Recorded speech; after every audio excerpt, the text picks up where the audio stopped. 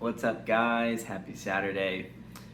Hey, here's an interesting thing that God has done in my life, and an interesting thing that He's protected me from, in a sense. But in January of 2020, I learned that I have and have had ADHD. That's a separate video and a separate series of videos for how I came to that conclusion and what that's looked like in my life and how I've worked through that and with that. But what God protected me from as I was reflecting and learning over that next year, 2 years, about what ADHD means and the implications of it, I realized that God really protected me from what, for a lot of people with ADHD, is the hardest part of it all, which is the social ramifications, especially growing up, and just the mental and emotional toll that it can take.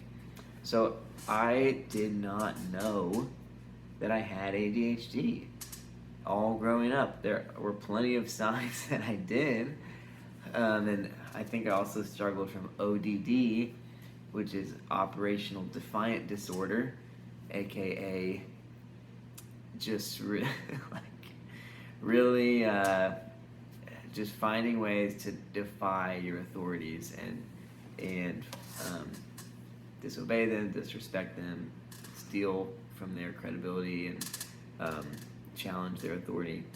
I mean, it was an incredibly rebellious kid, but regardless, what I'm talking about right now is that God protected me from knowing that I had those problems.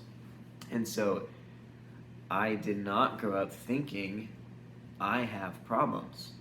And when you grow up thinking that way, it can limit you. I mean, it can limit how much you believe in yourself. It can limit the types of goals that you set for yourself. It can even limit the type of joy and fulfillment that you experience in life, because you just think, oh, I'm a problem child, I have problems. And so even things that would normally be good, it just has this undertone of bad, because everything you do is bad because you're bad, because you have ADHD. Of course, that's not true. Like, having ADHD doesn't make you bad, but psychologically, if you weren't really coached through how to process something like that, it can feel that way for a lot of people. And so I'm so thankful that God protected me from knowing that I had ADHD, because I wasn't viewing myself that way. And similarly, when you have ADHD, you can, elementary school kids can be rough, in terms of how they label people and can bully people, make fun of people. And I did not have to struggle with that because no one else thought that I had ADHD. They just thought, oh, Jeremy's so crazy, or Jeremy's so fun or funny or joyful, or they knew that I was rebellious, but they weren't my authorities, so it's not like they had a problem with it necessarily. And so I was able to kind of escape the social ramifications, which, again, if you grow up being bullied or harassed or made fun of, you can be kind of ostracized. It can make you feel lonely. I mean, we're made to be in a relationship. We're made for healthy, close friendships and brothers and sisters and mothers and fathers, And so I never felt this distance, or I never felt like I was being treated as less than or other than.